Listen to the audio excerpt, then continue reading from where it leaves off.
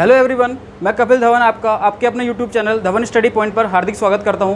तो गाइस, जैसा कि मैंने आपको लास्ट लेक्चर में बताया था कि मैं आपको केमिस्ट्री के regarding competitive exam IIT JAM, GATE और नेट जेआरएफ इनकी मैं आपको प्रिपरेशन करवाऊंगा।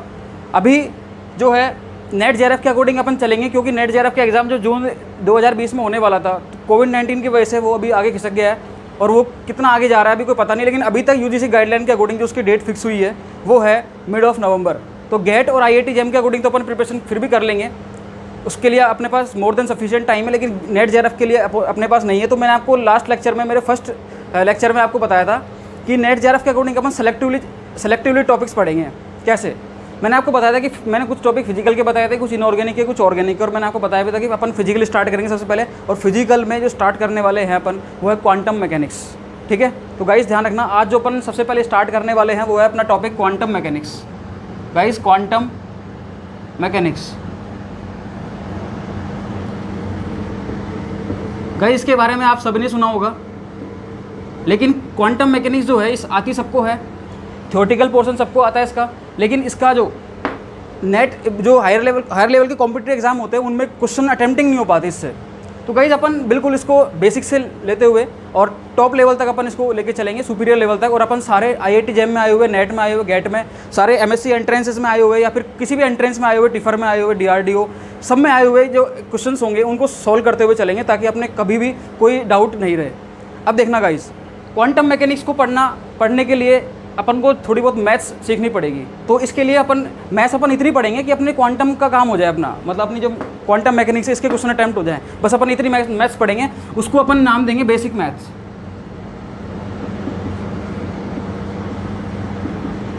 वो क्या होगी? Basics maths. अब बेसिक्स मैथ्स का मतलब क्या है?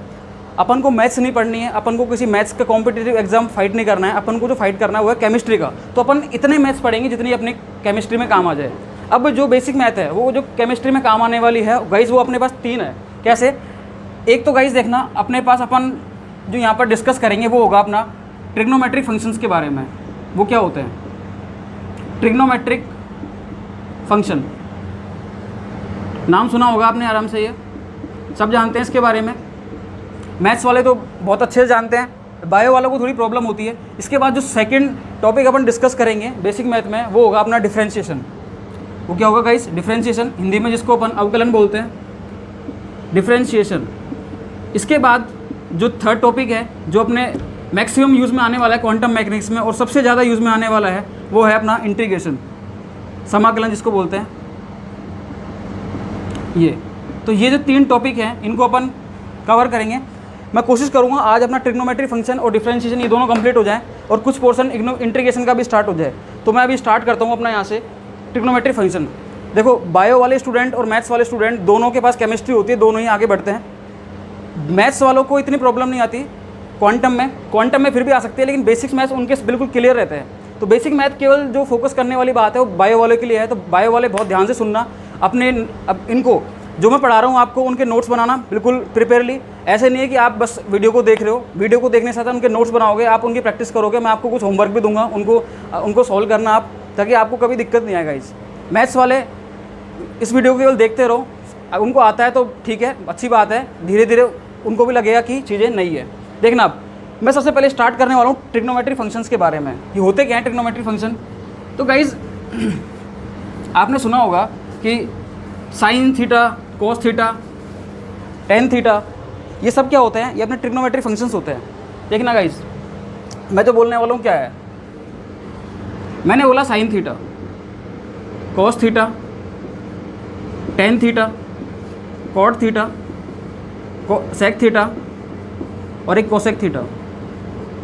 गाइस ये क्या होते हैं अपने? ये होते हैं अपने trigonometry function 6, sign, cos, tan, cot, sec, cosec.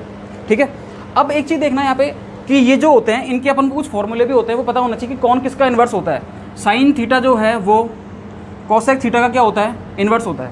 वैसे ही कोस थीटा जो है वो सेक थीटा का क्या होता है? इन्वर्स होता है। और टेन थीटा आपस में एक दूसरे के क्या होते हैं? इन्वर्स होते हैं। जैसे कि मैं पूछूँगी अपन के पास कोसेक थीटा है, अपन को निकालना है साइन थीटा, तो मैं क्या बोलूँगा? 1 कोसेक थीटा।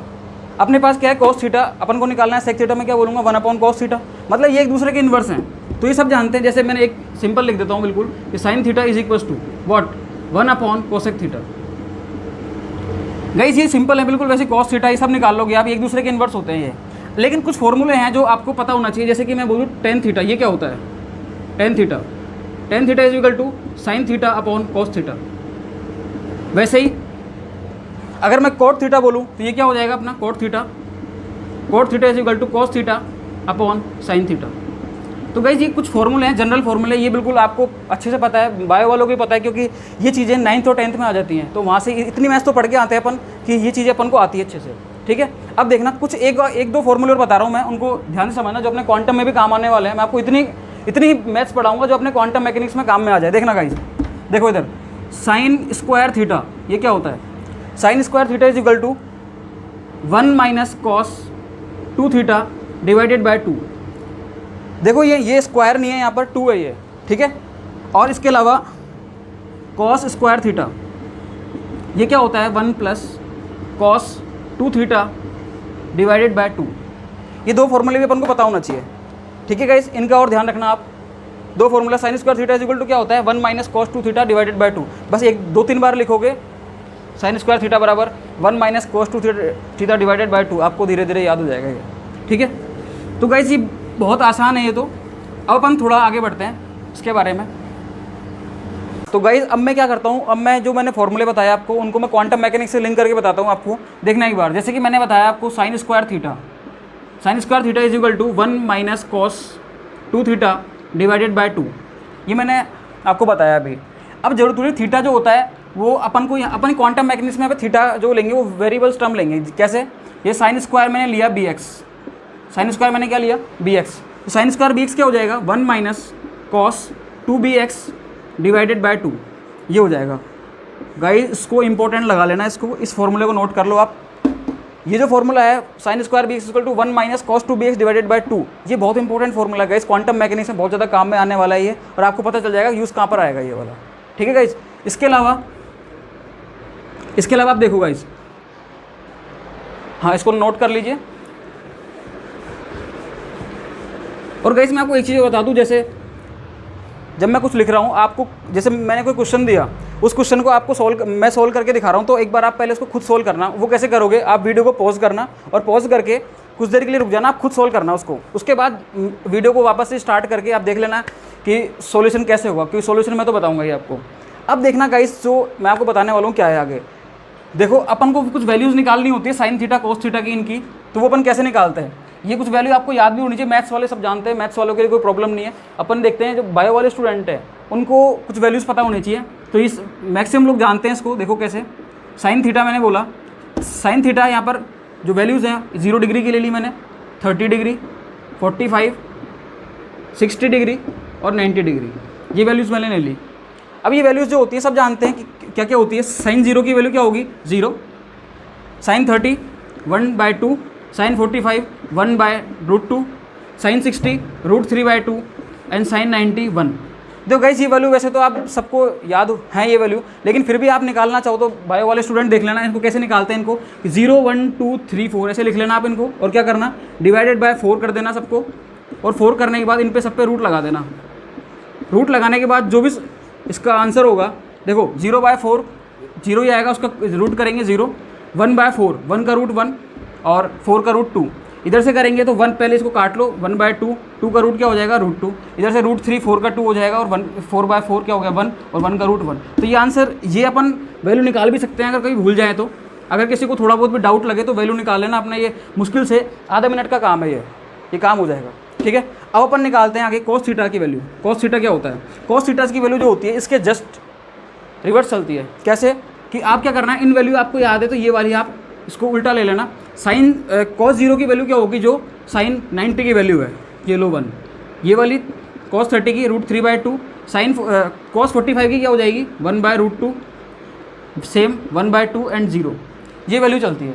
इसके अलावा अभी अपन ने एक फॉर्मूला पढ़ा था गाइस, वो क्या था कि tan theta is equal to क्या होता है sine theta upon cos theta, ये अपन ने पढ़ा था। तो अगर अपन को टेन थीटा की वैल्यू निकालनी है तो अपन क्या करेंगे, इसमें इसका रेशो ले लेंगे, किसका, साइन का रेशो, साइन और कोस का रेशो ले लेंगे अपन। तो क्या आएगा 0 में 1 का भाग लगाओ, क्या आएगा 0, 1/2 में इसका लगाओ, क्या आ जाएगा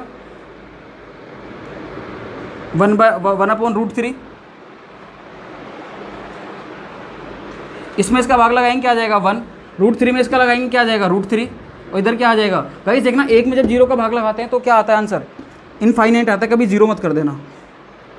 ये वैल्यू और आप थोड़ा ध्यान रखना इनका, ये सब जानते हैं ये क्या वैल्यूज़ होती हैं, इसको देख लीजिए।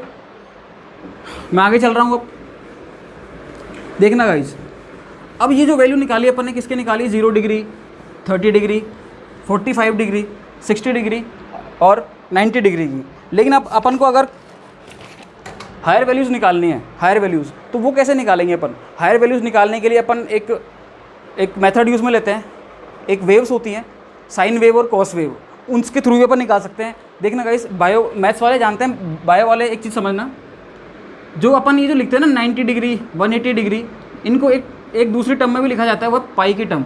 वो कैसे लिखते हैं अपन, देखना, तो पाई होता है, इसकी वैल्यू कितनी होती है 180 डिग्री, याद रखना गाइस, ये पाई की वैल्यू कितनी होती है 180 डिग्री। अगर मेरे को 90 डिग्री निकालना है तो मैं क्या बोलूँगा, π/2। बोलिए गाइस, अगर मेरे को 90 डिग्री निकालना है क्या बोलूँगा मैं, π/2। मेरे को निकालना है 270 डिग्री, मैं क्या बोलूँगा यहाँ से 3π/2 आ जाएगा। ठीक है गाइस, अब देखना आगे, ये चीज़ें आपको पता होनी चाहिए। अब मैं जो बताने जा रहा हूँ आपको, वो क्या बताने जा रहा हूँ, ध्यान से सुनना। देखो इधर देखना, मैं बोल रहा हूँ कॉस वेव के बारे में, सॉरी स्टार्टिंग में मैं लेता हूँ पहले साइन वेव। क्या होती है साइन वेव, समझना, ध्यान से समझना इसको, साइन वेव को। साइन वेव का मतलब क्या है कि साइन की कौन कौन सी वैल्यूज़ पॉसिबल है, ठीक है। देखना कैसे, ये है साइन वेव, देखना इसको। साइन वेव क्या है, अपन स्टार्ट कहाँ से करेंगे, अपन को पता है कि साइन 0 की वैल्यू क्या होती है, अभी निकाल के आए अपन, sine 0 degree is equal to 0, ठीक है। ये लो, ये मैंने लिया 0, ये टॉप पे मैंने क्या ले लिया +1, और इधर क्या ले लिया मैंने -1। साइन 0 बराबर 0 होता है, तो ये 0 से स्टार्ट होगा, ये लो 0 से स्टार्ट हो रहा है ये, और इसकी वेव ऐसे चलती है कुछ इस तरीके से, ठीक है गाइस। अब देखना आप यहाँ पर, अब अपन जो निकालने जा रहे हैं, ये जो है ये साइन 0 की वैल्यू क्या आ गई 0। यहाँ से अपन बहुत सारी वैल्यू निकालेंगे, इसको थोड़ा समझना है, इसको मैं क्या समझाना चाह रहा हूँ। ये लो, ये जो वैल्यू है ये क्या है π/2। क्यों, ये मैंने इसको ऐसे क्यों बोला, अपन को पता है साइन 90 की वैल्यू क्या होती है 1, तो ये 1 हो गई अपनी। π/2 को मैं क्या बोलता हूँ 90, और ये क्या हो गई मेरी टॉप पे आ गई 1, ठीक है। फिर मैं आगे बढ़ता हूँ, इधर क्या आ जाएगा पाई, फिर वापस से यहाँ क्या आ जाएगा 3π/2, इधर क्या आ जाएगा 2π, इधर क्या आ जाएगा 5π/2, देन 3π, फिर वापस से क्या आ जाएगा यहाँ पे 7π/2, और ये ऑन आगे चलता रहेगा 4π। देखना गाइस, अब इधर आप इसको देख के कुछ समझ रहे हो, इसमें एक चीज़ देखना कि पाई, पहले साइन 0, 1π, 2π, 3π एंड 4π। इसका मतलब क्या है कि साइन पाई जो है उसकी कोई सी वैल्यू आ जाए, मतलब मैं n पाई बोल सकता हूँ यहाँ पे, तो sine n pi is equal to सारे क्या होंगे 0 होंगे गाइस। तो कभी भी आपके पास साइन n पाई आ जाए, जैसे मैं बोल दूँ आपसे फॉर एग्जांपल कि साइन 180 क्या होगा, तो साइन क्या आ गया 1 पाई आ गया, क्या हो गया ये 0। मैं बोलूँ साइन 360 क्या होगा, 360 का मतलब क्या है 2 पाई, 360 का मतलब क्या है 2 पाई, ये भी क्या हो गया 0। तो गाइस ऐसे अपन इसकी वैल्यू निकाल सकते हैं। वैसे ही अब देखना इधर π/2 पर क्या है 1, लेकिन किसका प्लस का, 3π/2 पे क्या है -1, 5π/2 पे क्या है फिर +1, और 7π/2 पे -1। तो गाइज इसके लिए एक फॉर्मूला मैं बताता हूँ आपको, देखना गाइज। वैसे कोशिश करना अगर कोई वैल्यू आपको निकालनी हो तो इस वेव से आप निकाल लेना उसको। फॉर्मूले जनरली अगर पूछ ले तो पूछ ले, बाकी कोई पूछता नहीं है। देखना इधर, ये मैंने बोला 2n+1 डिवाइडेड बाय 2 पाई, कौन सा साइन, ये जो है इसकी वैल्यू क्या आती है हमेशा 1 आती है। अब वो प्लस में भी आ सकती है और माइनस में भी आ सकती है, ठीक है। अब ये इसका मतलब क्या है, इसका मतलब क्या है, इसका मतलब क्या है, इसका मतलब देखना गाइस क्या है, यहाँ पर n की वैल्यू, ये जो n है ये वाला n, ये n क्या है, n बराबर अगर मैं E1 ले लेता हूँ, यहाँ पर n बराबर मैं क्या ले लेता हूँ E1, तो यहाँ पर जो वैल्यू आएगी वो क्या आएगी +1। देखना गाइस, अगर ये n बराबर मैं क्या लेता हूँ इवन, तो यहाँ पर वैल्यू, इसकी वैल्यू क्या आएगी, साइन थीटा की क्या आएगी, +1, और n बराबर और ले लेता हूँ, क्या आ जाएगी, -1। तो गाइस ये चीज़ आपको ध्यान में रखनी है ये वाली, ठीक है। अब इसको आप देख लो एक बार, इसका स्क्रीनशॉट भी ले सकते हो आप, ठीक है। अब मैं आगे चलता हूँ गाइस। साइन वेव आपके समझ में आ चुकी है, मैं ऐसा मान रहा हूँ। अब उसके बाद अपन पढ़ेंगे कॉस वेव। कॉस वेव क्या होती है?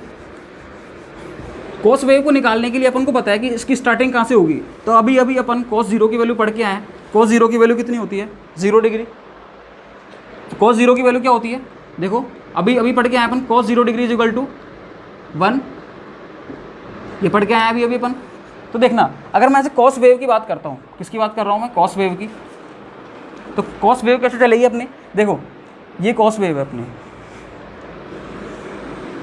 ये मैंने बना दी कॉस वेव। अब अपन को पता है कि cos 0 की वैल्यू क्या होती है, 1। अगर मैं ये 0 डिग्री ले लिया मैंने, ये अब 0 डिग्री पे क्या होगा, ये मैंने +1 ले लिया, ये 0 है, ये क्या है, -1। तो 0 डिग्री पे क्या होती है cos 0 की वैल्यू 1। तो मैं यहाँ से स्टार्ट करूँगा इस वेव को, और ये लो, ये चलती जाएगी। अपन को ये भी पता है कि cos 90 डिग्री = क्या होता है, 0। तो देखो गाइस, cos 0 पे वैल्यू क्या आ रही है, 1, और cos 90 पे क्या आ रही है, 0। 0 आ गई, देखो ये। इसका मतलब ये क्या, ये कौन सी वैल्यू है, π/2। आगे देखो, ये जो यहाँ पर आ रहा है ये कौन सी वैल्यू हो गई, पाई। इधर चलते हैं अपन, ये क्या है, 3π/2। इधर चलते हैं अपन, तो क्या आ रहा है, 2π। आगे चलते हैं और भी, तो क्या आ रहा है, 5π/2। इधर चल रहे हैं तो क्या आ रहा है, 3π, एंड सो ऑन। अब इसमें कुछ नोटिस करो आप। इसमें क्या नोटिस करोगे, देखो साइन π/2 पर, सॉरी cos π/2 पर क्या आ रही है, वैल्यू 0 आ रही है। cos 3π/2 पे भी क्या आ रही है, 0 आ रही है। 5π/2 पे भी क्या आ रही है, 0 आ रही है। इसका मतलब π/2 जब भी आएगा तो हमेशा cos थीटा की वैल्यू क्या आएगी, 0। देखो, तो यहाँ से मैं एक जनरल फार्मूला निकाल सकता हूँ, क्या, कि 2n+1 / 2, किसका, cos का, वो क्या होता है, हमेशा 0 होता है। हमेशा क्या होता है वो, 0। क्लियर है गाइस? देख लो आप, चाहे इसमें n की वैल्यू कुछ भी रख लो आप, हमेशा क्या आएगा, वो 0 ही आएगा। निकाल के देख लेना आप इसको, इसके एग्जाम्पल भी आप सॉल्व कर लेना। अब देखो, इसके बाद मैं यहाँ पर इतना जोर नहीं दूंगा क्योंकि ये वैल्यू सब जानते हैं, बस इंट्रो बता रहा हूँ। कोई भी स्टूडेंट ये मान लो 100 में से 90% स्टूडेंट इस चीज़ को समझते हैं, लेकिन जो 10% है उनको भी समझ में आना चाहिए, इसलिए मैं इन चीज़ों को समझा रहा हूँ अभी, ठीक है। इनकी नीड थोड़ी कम ही है, इसलिए मैं इनको थोड़ा फास्ट ले रहा हूँ। अब देखना आगे, इसमें आप ये भी तो देख रहे हो कि 1π, 2π, 3π, इन पर कुछ वैल्यू आ रही है। इन पर क्या वैल्यू आ रही है, अगर पाई है तो -1 आ रही है, 2π है तो +1 आ रही है, 3π पे फिर -1 आ गई, और यहाँ 4π है, 4π पर क्या आ गई वापस से +1। तो आप देख रहे हो ना, 2, 4, मतलब n की वैल्यू जब भी इवन आ रही है तो वहाँ पर क्या हो रहा है, तो cos थीटा की वैल्यू क्या आ रही है, +1। देखो cos nπ = क्या आ रहा है, +-1। ये मैं बोल सकता हूँ बिल्कुल, ठीक है। अब देखो cos nπ, अगर मैं n यहाँ पर इवन ले रहा हूँ, आपको पता है अच्छे से, इवन आने पर इसकी वैल्यू क्या आ रही है, +1, और n बराबर ऑड लेने से cos की वैल्यू क्या आ रही है, -1। सब जानते हैं चीज़ें, ठीक है। अब इसके बाद देखो, साइन वेव और कॉस वेव से आप सारे आंसर निकाल सकते हो। तो मैं इसको आपको रिकमेंड नहीं करूँगा कि इसमें फंसो आप फॉर्मूलेज में, क्योंकि फॉर्मूले अपने पास यही थोड़ी याद करने के लिए, फॉर्मूले तो अपने पास और भी हैं, उनको याद करेंगे ना जब अपने यूज़ में आए, अपने सीधे एग्ज़ाम में काम आए वो, ठीक है। तो अब मैं आपको जो समझाने जा रहा हूँ वो है आगे ट्रिग्नोमेट्री फंक्शंस का थोड़ा बड़ा रूप। वो क्या है देखना गाइस, इसको समझना ध्यान से। अब जो समझाने जा रहा हूँ वो बहुत ही काम की चीज़ है गाइस, वो अपने लिए, और वो हर एक मैथ्स स्टूडेंट के लिए, सबके काम में आती है। बायो वाले तो इसको बहुत ध्यान से समझना, इस चीज़ को मैं बहुत आराम से समझाऊंगा मैं, ठीक है गुरविंदर, बहुत ध्यान से समझाने वाला हूँ मैं इसको। तो सब मैं क्या समझाने जा रहा हूँ, देखो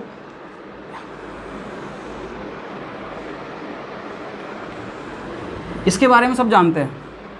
इसको अपन क्या बोलते हैं, प्लस। क्या बोलते हैं इसको, प्लस। ये क्वाड्रेंट्स होते हैं, ये क्या होते हैं गाइस, ये क्वाड्रेंट्स। मैथ्स वाले सब जानते हैं इसको, बायो वाले ध्यान देना। क्वाड्रेंट्स होते हैं, इसको आप समझना, इसको मैं बिल्कुल बेसिक से समझा रहा हूँ। देखो गाइस, ये जो हो रही है अपने ये क्या है, एक्स एक्सिस, ये क्या है अपनी एक्स एक्सिस, ये हॉरिजॉन्टल एक्सिस है ना, इसको मैं लिख रहा हूँ यहाँ पर एच ए मतलब हॉरिजॉन्टल एक्सिस, ठीक है। ये मेरी क्या है वाई एक्सिस, इसको मैं क्या लिख रहा हूँ वर्टिकल एक्सिस, इसको मैंने क्या लिख दिया वर्टिकल एक्सिस। अब ये हॉरिजॉन्टल एक्सिस है, ये वर्टिकल एक्सिस है। ये जो है यहाँ पर इधर लिखा मैंने 0 डिग्री, इधर क्या लिख दिया मैंने 0 डिग्री, इधर क्या लिख दिया मैंने, जब मैं इतना आऊँगा यहाँ पे तो ये क्या हो गया 90 डिग्री, और मैंने 90 डिग्री ऐड करा, ये क्या हो गया 180 डिग्री, और मैंने 90 डिग्री ऐड करा, क्या हो गया 270 डिग्री, और मैंने 90 डिग्री ऐड करा तो क्या हो गया वापस से 360 डिग्री। समझना इसको। अब ये मैं क्या करने जा रहा हूँ, बहुत काम की चीज़ें गाइस, समझना इसको क्या है ये। देखो ये हॉरिजॉन्टल एक्सिस है, ये वर्टिकल एक्सिस है। आपको ये भी पता है कि जो 90 डिग्री है, इसको अगर मैं पाई के टर्म में लिखना चाहूँ तो क्या लिखूँगा π/2। इसको लिखना चाहूँ तो मैं क्या लिखूँगा पाई, इसको लिखना चाहूँ तो क्या लिखूँगा मैं 3π/2, और अगर इसको मैं लिखना चाहूँ तो क्या हो जाएगा 2π। बोलो कोई दिक्कत नहीं है। अब यहाँ पर मैं क्या बताना चाह रहा हूँ, ये जो होता है ये मैंने आपको बोला ये क्या होते हैं, ये इनको बोलते हैं क्वाड्रेंट, इनको क्या बोलते हैं गाइस अपन क्वाड्रेंट्स। ये जो होता है ये वाला 0 से 90 वाला, इसको बोलते हैं अपन फर्स्ट क्वाड्रेंट। क्या बोलते हैं इसको फर्स्ट क्वाड्रेंट्स। ये होता है अपना सेकंड क्वाड्रेंट, ये होता है अपना थर्ड क्वाड्रेंट, और ये होता है अपना फोर्थ क्वाड्रेंट। समझना इसको, ध्यान से समझना गाइस, बहुत ध्यान से समझना इसको। देखो फर्स्ट क्वाड्रेंट जो होता है इसमें sine cos tan cot sec cosecs मतलब जितनी भी वैल्यूज़ आती हैं वो सारी क्या होती हैं पॉजिटिव। तो मैं इसको ऐसे लिख सकता हूँ कि यहाँ पर जो भी आएगा वो क्या होगा सब पॉजिटिव होंगे, ऑल पॉजिटिव। मैंने क्या लिख दिया गाइस यहाँ पे ऑल पॉजिटिव, ठीक है गाइस। कुछ भी आए sine cos tan cot sec cosec सब पॉजिटिव होंगे। बात करता हूँ मैं सेकंड क्वाड्रेंट की। सेकंड क्वाड्रेंट में जो पॉजिटिव होता है वो क्या होता है देखना गाइस, साइन थीटा और इसका जस्ट इन्वर्स क्या होगा कोसेक थीटा, वो क्या होते हैं इसमें पॉजिटिव होते हैं केवल ये दोनों, बाकी सारे क्या होते हैं इसमें नेगेटिव। थर्ड क्वाड्रेंट की बात करूँ मैं तो यहाँ पर टेन थीटा और कॉट थीटा ये दोनों क्या होते हैं पॉजिटिव, बाकी सारे क्या होते हैं नेगेटिव। और अगर मैं फोर्थ क्वाड्रेंट की बात करूँ तो यहाँ पर कॉस थीटा और इसका इन्वर्स, कॉस थीटा का इन्वर्स क्या होता है सेक थीटा, ये क्या होते हैं ये पॉजिटिव होते हैं और बाकी सारे क्या होते हैं नेगेटिव। भाई साहब ध्यान से समझना जो मैं समझाने जा रहा हूँ आपको, समझना बिल्कुल ध्यान से समझना इसको आप। देखो मैंने क्या बोला बिल्कुल समझो इसको, बायो वाले तो बहुत ध्यान से समझना इसको। फर्स्ट क्वाड्रेंट सारे पॉजिटिव, सेकंड क्वाड्रेंट में साइन और कोसेक पॉजिटिव, थर्ड क्वाड्रेंट में टेन और कॉट पॉजिटिव, और फोर्थ क्वाड्रेंट में कोस और सेक पॉजिटिव, ठीक है। अब मैंने क्या बोला ये आपके समझ में आया नहीं आया, बस थोड़ा सा दिमाग में रखो मैंने क्या बोला। अब मैं इसको समझाने जा रहा हूँ। मैं दो स्टेटमेंट बोलूँगा, दोनों स्टेटमेंट को आप दिमाग में फीड कर लेना बिल्कुल। दोनों स्टेटमेंट क्या है गाइस सुनना। देखो जब भी कभी किसी भी ट्रिग्नोमेट्रिक फंक्शन को हम किसी हॉरिजॉन्टल एक्सिस से पास करते हैं या किसी हॉरिजॉन्टल एक्सिस से इंटरचेंज करते हैं, क्या बोला मैंने, जब भी कभी हम किसी ट्रिग्नोमेट्रिक फंक्शन को इस हॉरिजॉन्टल एक्सिस से पास करते हैं या हॉरिजॉन्टल एक्सिस से इंटरचेंज करते हैं तो हमारा ट्रिग्नोमेट्रिक फंक्शन कभी भी इंटरचेंज नहीं होता है, वो सेम रहता है। क्लियर, मतलब जब भी हम किसी ट्रिग्नोमेट्रिक फंक्शन को हॉरिजॉन्टल लाइन से पास करेंगे तो वो क्या रहेगा सेम रहेगा। क्लियर। अब हॉरिजॉन्टल एक्सिस का मतलब क्या है, देखो हॉरिजॉन्टल एक्सिस पे क्या क्या आ रहा है 0 डिग्री 360 डिग्री, क्या आ रहा है 180 डिग्री। तो यहाँ से जब भी अपन किसी ट्रिग्नोमेट्रिक फंक्शन को पास करेंगे तो वो इंटरचेंज नहीं होगा। Statement number 1। Now statement number 2, जब भी किसी ट्रिग्नोमेट्रिक फंक्शन को हम वर्टिकल एक्सिस से पास करते हैं। अब वर्टिकल एक्सिस का मतलब क्या है 90 डिग्री और 270 डिग्री। देखो मैं इसके एग्जांपल कराऊंगा, समझ में आएगा आपके, धीरे धीरे स्टेटमेंट सुनो और उसके बाद उनको एनालिसिस करना। एग्जांपल कराऊंगा सब समझ में आ जाएगा, बस सुनते रहो एक बार। जब भी किसी ट्रिग्नोमेट्रिक फंक्शन को हम वर्टिकल एक्सिस से पास करते हैं, वर्टिकल एक्सिस का मतलब क्या हो गया 90 डिग्री और 270 डिग्री, इनसे जब अपन इसको पास करते हैं तो क्या होता है वो ट्रिग्नोमेट्रिक फंक्शन आपस में इंटरचेंज हो जाते हैं। इंटरचेंज कैसे होंगे वो, दोनों स्टेटमेंट समझ में आया आपके। हॉरिजॉन्टल से पास करेंगे तो इंटरचेंज नहीं होगा और वर्टिकल एक्सिस से पास करेंगे तो इंटरचेंज होगा। अब कौन किस में इंटरचेंज होता है ये भी अपन को समझ में आना चाहिए। इधर लिख रहा हूँ इस देखना, साइन थीटा इंटरचेंज होता है किसमें, कॉस थीटा में, ठीक है। टेन थीटा इंटरचेंज होता है किसमें, कॉट थीटा में। और सेक थीटा इंटरचेंज होता है किसमें, कोसेक थीटा में। किसमें होगा, कोसेक थीटा में। गाइस ये चीज़ समझ में आई कि नहीं आई? अगर किसी को नहीं आई मैं रिपीट करता हूँ वापस से। देखो मैंने बोला क्या, जब भी किसी ट्रिग्नोमेट्रिक फंक्शन को हम हॉरिजॉन्टल एक्सिस से पास करते हैं तो हमारा ट्रिग्नोमेट्रिक फंक्शन क्या होगा, इंटरचेंज नहीं होगा। और वर्टिकल एक्सिस से पास करेंगे तो चेंज होगा।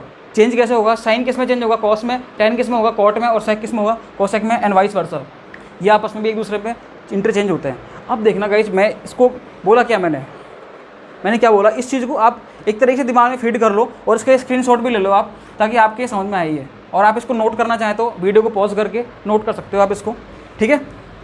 हाँ अब देखना आगे, अब इसको अपन यूज़ कैसे लेंगे। ये मैंने जो बताया कि इसमें ये सारे पॉजिटिव होते हैं, इसमें ये पॉजिटिव होते हैं, इसमें ये पॉजिटिव, इसमें ये पॉजिटिव, और ये हॉरिजॉन्टल पे अपन इंटरचेंज नहीं करते, वर्टिकल पे चेंज करते हैं, ये इसमें इंटरचेंज हो रहा है। इसको यूज़ कैसे लेंगे हम, देखो गाइस अब समझना, इसको ध्यान से समझना। मैं एक एग्जांपल ले रहा हूँ, एक एग्जांपल से अपना सारे समझ में आ जाएगा, सब कुछ समझ में आ जाएगा एक एग्जांपल से। बहुत ध्यान से समझना इसको सभी, गिरवेंद्र आप भी। यहाँ पर क्या होता है, ऑल पॉजिटिव होते हैं इधर। देखो मैंने बोला आपसे साइन 90 माइनस थीटा, मैंने क्या बोला, साइन 90 माइनस थीटा, इसकी वैल्यू निकालनी है आपको। तो अपन कैसे निकालेंगे, समझना इसको। साइन जो है, साइन है, इधर क्या आ गया 90 डिग्री। अरे क्या आ गया 90 डिग्री, देखो देखो क्या आ गया ये 90 डिग्री। 90 का मतलब क्या है, ये 90, इसका मतलब वर्टिकल एक्सिस है क्या, देखो इसका मतलब क्या है, वर्टिकल एक्सिस। इसका मतलब हम हमारी जो ट्रिग्नोमेट्री फंक्शन है उसको किससे पास कर रहे हैं, वर्टिकल एक्सिस से। और मैंने बोला था जब भी वर्टिकल एक्सिस से पास होगा तो हमारा ट्रिग्नोमेट्री फंक्शन चेंज होगा। अब इसका मतलब चेंज तो होगा ये, अब चेंज किस में होगा, हमें पता है साइन थीटा किस में चेंज होता है, कॉस थीटा में। इसका मतलब साइन 90 माइनस थीटा क्या आ जाएगा, कॉस थीटा।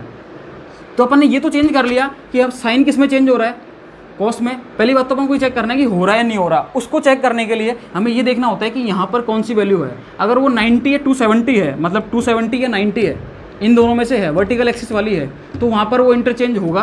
पहली बात तो ये पता करना है होगा या नहीं होगा। इनको देख के पता कर लिया अपन ने, होगा, दैट मीन्स होगा। अब किस में होगा, साइन किस में होगा, कॉस में, ये हमने चेंज कर लिया। अब इसके बाद दूसरी बात आती है साइन की, कि साइन क्या रखना है अपन को। साइन के लिए हम क्या करेंगे, देखना गाइस, इसको देखो और ये वैल्यू देखो। 90 में से मैं क्या कर रहा हूँ, कोई थीटा माइनस कर रहा हूँ। मैं क्या कर रहा हूँ, 90 में से कोई थीटा माइनस कर रहा हूँ। इसका मतलब क्या है, 90 में से थीटा माइनस कर रहा हूँ कि जो ये जो वैल्यू है वो थीटा जो है यहाँ पर वो क्या है, 90 से तो है कम और 0 से क्या है ज़्यादा। ये चीज़ समझ में आई या नहीं आई। मैंने क्या बोला था, साइन 90 माइनस थीटा, इसका मतलब थीटा जो है वो क्या है, 90 से तो कम है और 0 से क्या है, ज़्यादा है। मतलब 0 से 90 के बीच में है, और 0 से 90 के बीच में ये वाला ब्लॉक आ रहा है क्या मेरा, और ये वाला ब्लॉक आ रहा है देखो 0 90। इसका मतलब मेरा क्या आ रहा है यहाँ पर, फर्स्ट क्वाड्रेंट। और फर्स्ट क्वाड्रेंट में मैंने बोला था कि सारे क्या होते हैं, पॉजिटिव। तो सारे पॉजिटिव होंगे, इसका मतलब साइन 90 माइनस थीटा क्या होगा, प्लस कॉस थीटा। मतलब जो वैल्यू साइन 90 माइनस थीटा की आएगी वो क्या, वो किसकी आएगी, कॉस थीटा की वैल्यू आएगी, प्लस कॉस थीटा की वैल्यू आएगी। ठीक है गाइस, इस चीज़ को ध्यान रखना, स्क्रीनशॉट ले लो इसका, समझना इसको। अब मैं कुछ एग्जांपल समझा रहा हूँ इसके, उनको आप समझना वो क्या होते हैं, वो सब इसी पे बेस्ड है।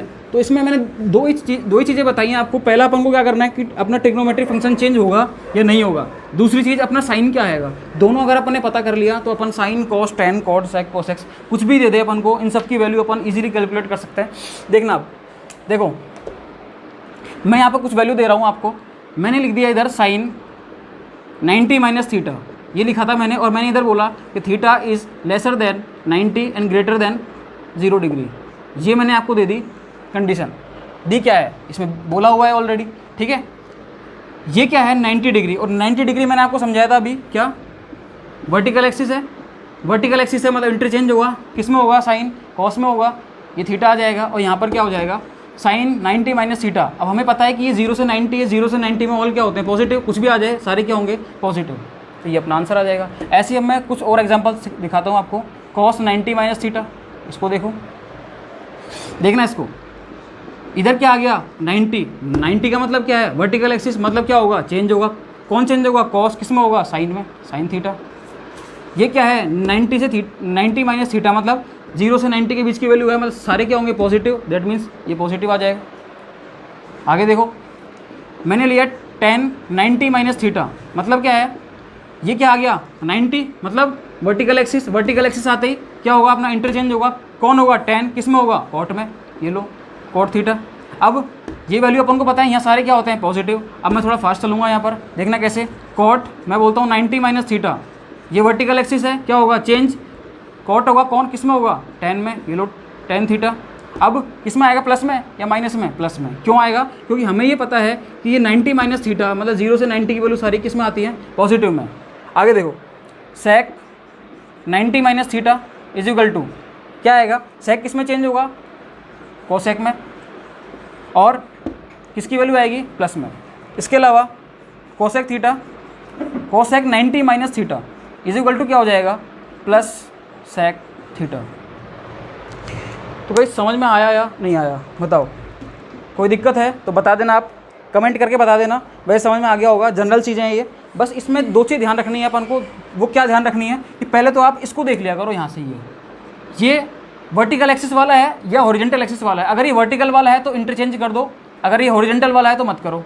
उसके बाद ये जो वैल्यू आ रही है ये कौन से क्वाड्रेंट में आ रही है उसको देख लो, और अपन को ये सब पता होना चाहिए कि कौन से क्वाड्रेंट में कौन सा ट्रिग्नोमेट्रिक फंक्शन क्या होता है पॉजिटिव। इसमें सारे पॉजिटिव, इसमें साइन और कोसेक पॉजिटिव, इसमें tan और कॉट पॉजिटिव, इसमें कॉस और सेक पॉजिटिव। ये अपन को ध्यान में रखना है, इसके अकॉर्डिंग अपन सारी वैल्यू निकाल सकते हैं। ठीक है, अब मैं एक एग्जांपल और दे रहा हूँ आपको, उसके बाद सारे एग्जांपल आप करोगे एज ए होमवर्क। ठीक है गाइज, होमवर्क के रूप में मैं आपको कुछ क्वेश्चंस भी दूंगा, वो आपको सॉल्व करने हैं। देखो कैसे, मैं आपको दे दिया, जैसे मैंने आपको दिया साइन 180 माइनस थीटा, मैंने आपको क्या दिया साइन 180 माइनस थीटा। देखो इधर समझना, 180 का मतलब क्या है, 180 का मतलब आ गया अपना ये 0 90 180। अरे 180 का मतलब हॉरिजॉन्टल एक्सिस है क्या, बिल्कुल 180 का मतलब क्या है हॉरिजॉन्टल एक्सिस। मैंने आपसे बोला था हॉरिजॉन्टल एक्सिस जब भी कोई ट्रिग्नोमेट्रिक फंक्शन पास होता है अपना तो वो इंटरचेंज नहीं होता है, वो रिमेन सेम, मतलब सेम रहता है वो। तो sine 180 minus theta is equal to sine theta. अब मेरे को ये चेक करना है यहाँ पर कि ये पॉजिटिव में आएगा या नेगेटिव में। सेकंड चीज़, अब ये देखना 180 माइनस थीटा मतलब 180 से तो कम है और 90 से ज़्यादा है, तो मैं इसको ऐसे लिख सकता हूँ क्या, theta is lesser than 180 and greater than 90।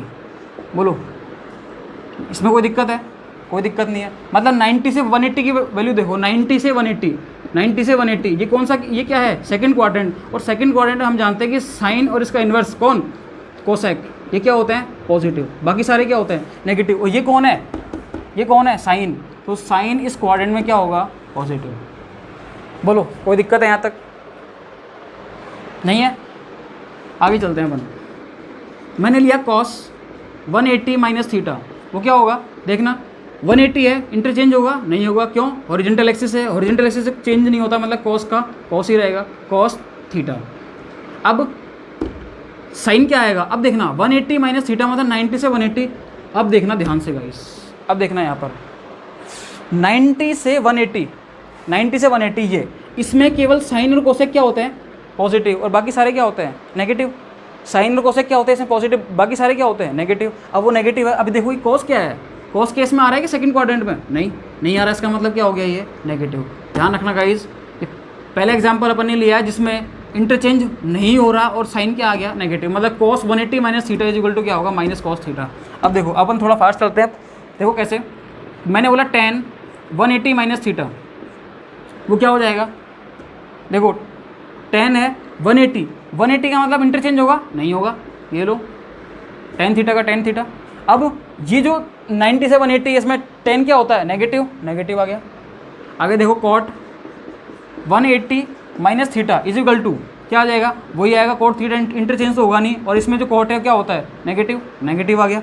मैंने बोला सेक 180 माइनस थीटा क्या हो जाएगा माइनस सेक थीटा, सबको पता है बात, क्यों, क्योंकि सेक भी क्या होता है इसमें नेगेटिव होता है। वैसे ही मैंने ले लिया cosec 180 minus theta is equal to क्या हो जाएगा। अब कोसेक जो होता है इसमें क्या होता है, देखो कोसेक क्या होता है सेकंड क्वाड्रेंट में पॉजिटिव, इसका मतलब क्या आ जाएगा प्लस कोसेक थीटा। समझ में आया या नहीं आया, बोलो गाइस समझ में आ रहा है नहीं आ रहा। समझ में आना चाहिए बिल्कुल गाइस जी, क्योंकि बिल्कुल इजी चीज़ें हैं और मैं बहुत आसानी से समझा रहा हूँ आपको, क्योंकि ये वैल्यू अपने जब अपन क्वांटम में नॉर्मलाइजेशन एंड प्रोबेबिलिटी वगैरह पढ़ेंगे तो उस टाइम पे ये वैल्यू अपन को निकालना आना चाहिए, नहीं तो फिर अपन अपना हाथ रुक जाएंगे और हाथ अपने रुकने नहीं चाहिए गाइस, ठीक है। तो अब देखना मैं कुछ एक दो एग्जाम्पल और ले रहा हूँ, उसके बाद सारे मैं कुछ होमवर्क दूंगा वो आप करोगे, देखना अब समझना। मैंने लिया यहाँ पर क्या, साइन 180 प्लस थीटा। मैं एक समझा रहा हूँ, बाकी आप करना आप घर पे। देखो साइन 180 प्लस थीटा, देखना गाइस इधर, अब 180 आ गया, 180 आ गया, 180 का मतलब क्या होता है, हॉरिजॉन्टल एक्सिस। 180 का मतलब क्या है, हॉरिजॉन्टल एक्सिस। हॉरिजॉन्टल एक्सिस पे क्या अपना ट्रिग्नोमेट्रिक फंक्शन चेंज होगा, नहीं होगा, होगा या नहीं होगा, नहीं होगा। मतलब साइन का क्या आ जाएगा वापस से, साइन, ये लो वापस क्या आ गया, साइन थीटा। अब देखो 180 प्लस थीटा, मतलब ये थीटा क्या है 180 से ज़्यादा है और 270 से क्या है, कम है, मतलब theta is greater than lesser than 270 and greater than 180। ये चीज़ भी समझ में आनी चाहिए आपको, मतलब 180 से 270 के बीच की बात हो रही है, 180 से 270। और अपन को पता है कि 180 से 270 क्या होता है, थर्ड क्वाड्रेंट, और थर्ड क्वाड्रेंट में tan और cot क्या होगा अपना, पॉजिटिव। क्या होगा, tan और cot क्या होगा अपना, पॉजिटिव। इसके अलावा सारे क्या होंगे, नेगेटिव। साइन देखो, साइन क्या इस क्वाड्रेंट में आता है, पॉजिटिव में, नहीं, इसका मतलब क्या हो जाएगा, नेगेटिव, ठीक है। अब मैं लेता हूँ कॉस 180 प्लस थीटा, क्या हो जाएगा, कॉस इंटरचेंज होगा, नहीं होगा, कॉस किस में रहेगा, कॉस में, ये लो। अब ये यहाँ इस थर्ड क्वाड्रेंट में कॉस क्या होता है, नेगेटिव, ये नेगेटिव। अब गाइस ऐसे सॉल्व आप करोगे धीरे धीरे, क्योंकि अब अगर आगे मैं सॉल्व कराता हूँ तो अपना क्या हो जाएगा, टाइम पास, जो कि अपन नहीं करेंगे। अब मैं आगे बढ़ रहा हूँ धीरे धीरे, अब मैं कुछ एग्जांपल दे रहा हूँ, आप फटाफट सॉल्व करना उनको, ठीक है। tan 180 प्लस थीटा, इनके आंसर आप मेरे को बता दोगे कमेंट बॉक्स में, ठीक है। उसके बाद इसका आंसर आप निकालोगे, cot 180 plus theta, sec 180 plus theta, cosec 180 plus theta. इसका स्क्रीनशॉट ले लो, और मैं आपको कुछ और आगे एग्जांपल दे रहा हूँ गाइस, ले लिया, ठीक है। देखो एक एग्जांपल और दे रहा हूँ मैं आपको, वो भी आपको सॉल्व करना है। वो क्या है, देखो इधर, साइन 270 प्लस थीटा, इसकी वैल्यू आपको निकालनी है। कॉस 270 प्लस थीटा, ये निकालना है।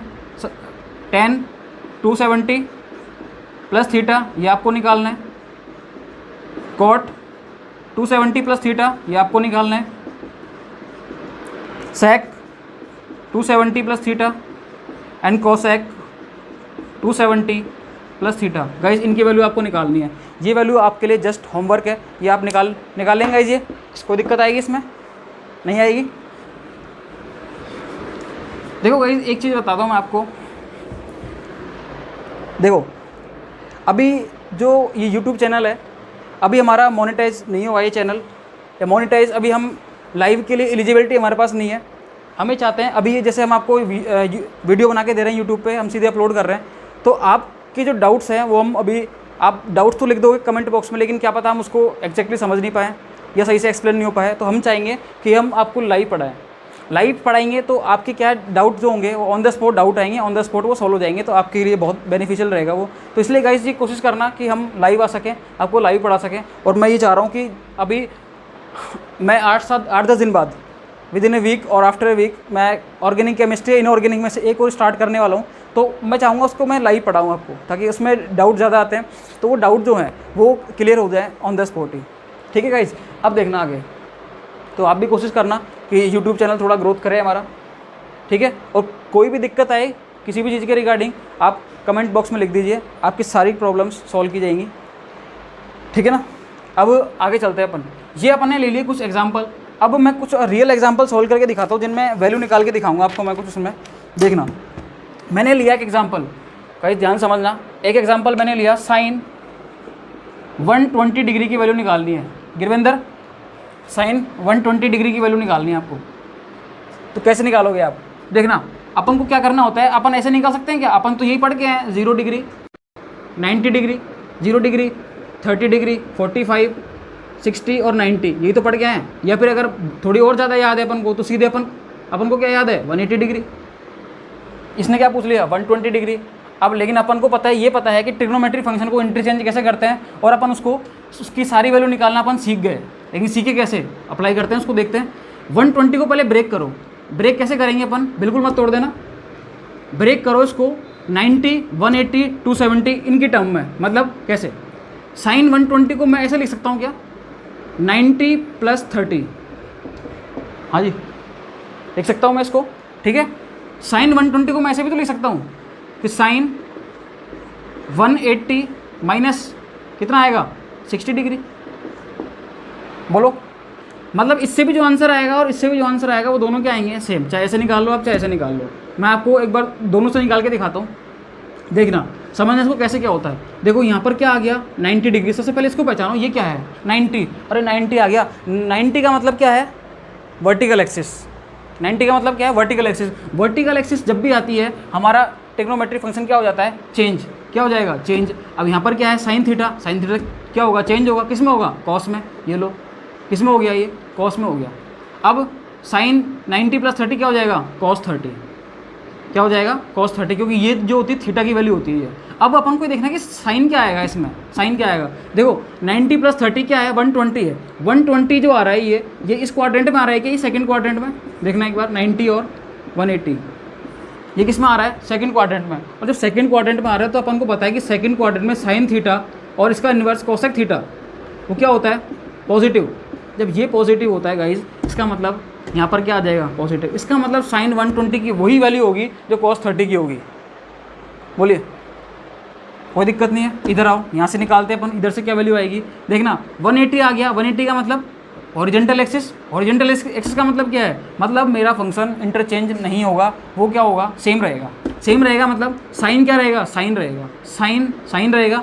ये थीटा की वैल्यू है साइन 60। अब मेरे को देखना है कि ये जो है ये पॉजिटिव आएगा, नेगेटिव आएगा। ठीक है, साइन 120 तो है, 120 क्या है, सेकंड क्वाड्रेंट में साइन क्या होता है, पॉजिटिव, तो पॉजिटिव आ जाएगा। इसका मतलब जो cos साइन 120 की वैल्यू होती है वही वैल्यू किसकी होगी, cos 30 की और साइन 60 की। निकाल के देख लो, अपन ने निकाली है। साइन 60 की वैल्यू क्या होती है, एग्जैक्टली √3/2। cos 30 की वैल्यू क्या होती है, √3/2। तो इसकी वैल्यू भी क्या होगी, √3/2। मतलब अपना आंसर अगर सेम आ रहा है तो अपन सही है, नहीं तो अपन ने कुछ ना कुछ गलती कर दी। उस गलती को पहचानो, वापस से सॉल्व करो उसको और देखो, ठीक है कि अपना आंसर सही आना चाहिए। 10 मिनट ज़्यादा लग जाए किसी चीज़ को समझने में, लेकिन अपना आंसर अगर सही नहीं आया तो फिर वो बहुत ज़्यादा प्रॉब्लमेटिक हो सकता है। देखना, ये हो गया। अब मैं एक एग्जांपल और समझा रहा हूँ आपको।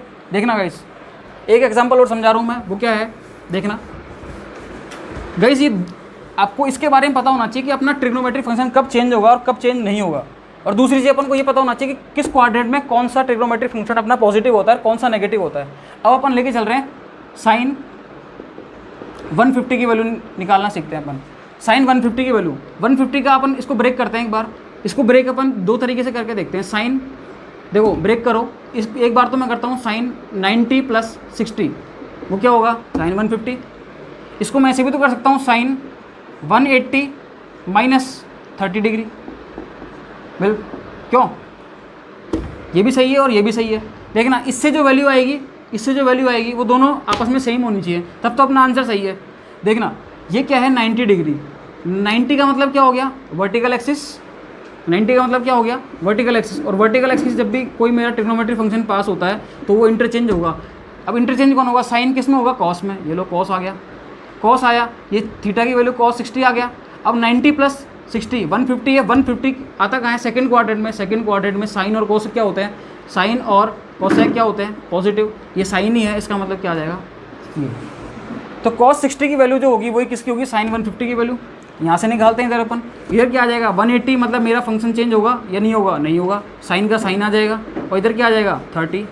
और मुझे पता है 150 किस में आ रहा है, सेकंड क्वाड्रेंट में, तो ये पॉजिटिव साइन ही रहेगा। तो साइन 30 की वैल्यू क्या होती है गाइस, अपन को पता है 1/2 होती है। और cos 60 की वैल्यू भी क्या होती है, 1/2। इसका मतलब सेम आ गया ये, मतलब साइन 150 और साइन 150, cos 60 और साइन 30, ये सारी वैल्यू क्या होती हैं, सेम होती हैं। गाइस कोई दिक्कत है इसमें, कोई दिक्कत हो तो बता देना कमेंट करके। वैसे तो आप इसको क्या करना, बिल्कुल इजी चीज़ें हैं ये। वीडियो को पॉज करना या बैक करके आप वापस से इसको देख सकते हो पूरी वीडियो को, और वैसे कोई दिक्कत नहीं आएगी गाइस इसमें, ठीक है। फिर भी कोई दिक्कत आए तो आप कमेंट बॉक्स में बता देना। आगे चल रहा हूँ मैं। अब कुछ एग्जांपल मैं आपको दे रहा हूँ होमवर्क के लिए, वो आपको सॉल्व करके लाना है, क्योंकि अपन को ये इतने ज़्यादा भी इसमें डीप में नहीं जाना, क्योंकि अपन को मैथ्स नहीं पढ़नी, अपन को इतनी मैथ्स पढ़नी है कि वो केमिस्ट्री में काम आ सके, क्योंकि अपन केमिस्ट हैं। ठीक है, अब मैं आपको कुछ वैल्यू दे रहा हूँ, वो आप निकालना, मैंने दे दिया, होमवर्क है ये, cos 135 डिग्री, ठीक है, साइन 300 डिग्री, ये वैल्यू आपको निकाल के लानी है इस घर से। इसके अलावा tan 150 डिग्री, cos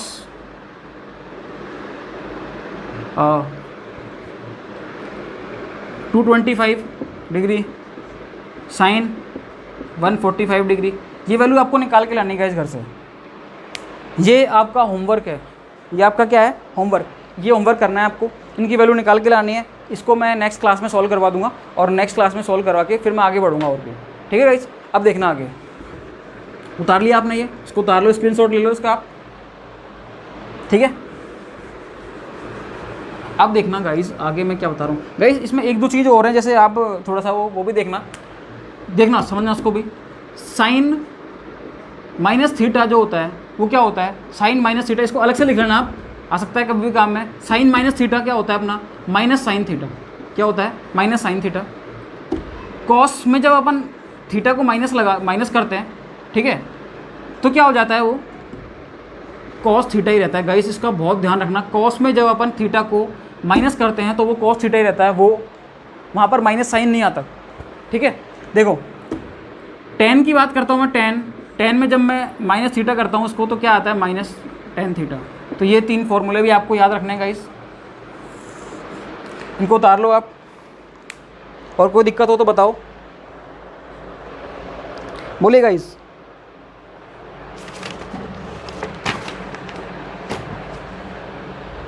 हाँ जी, कोई दिक्कत है इसमें आपको? मैंने आपको बेसिक मैथ्स पढ़ाई है, बेसिक मैथ्स में मैंने आपको तो तीन चीज़ें मैं आपको पढ़ाने वाला हूँ, ट्रिग्नोमेट्रिक फंक्शन, डिफरेंशिएशन, और थर्ड पढ़ाने वाला हूँ मैं आपको इंटीग्रेशन। तो मैंने आपको बेसिक मैथ्स में ट्रिग्नोमेट्रिक फंक्शन के बारे में आपको कंप्लीट कर दिया है। अब मैं आपको पढ़ाने वाला हूँ डिफरेंशिएशन के बारे में। डिफरेंशिएशन क्या होता है देखना गाइस, अब डिफरेंशिएशन होता क्या है देखना। डिफरेंशिएशन क्या होता है समझना ध्यान से।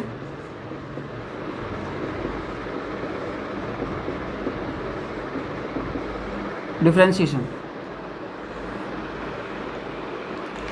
इसको बहुत ध्यान से समझना बायो वाले स्टूडेंट्स। जैसे मैंने क्या किया, देखो मैंने क्या किया, मैंने लिख दिया dy बाई डी एक्स, मैंने लिख दिया, सपोज करो मैंने से लिख दिया dy बाई डी एक्स। इसका मतलब क्या है, इसका मतलब ये है कि जो y है, y इसका मैं क्या करूँगा, डिफरेंशिएशन करूँगा। dy बाई डी एक्स में इस y का मतलब क्या है, y का क्या होगा, डिफरेंशिएशन विद रेस्पेक्ट टू यहाँ पर जो वैल्यू है।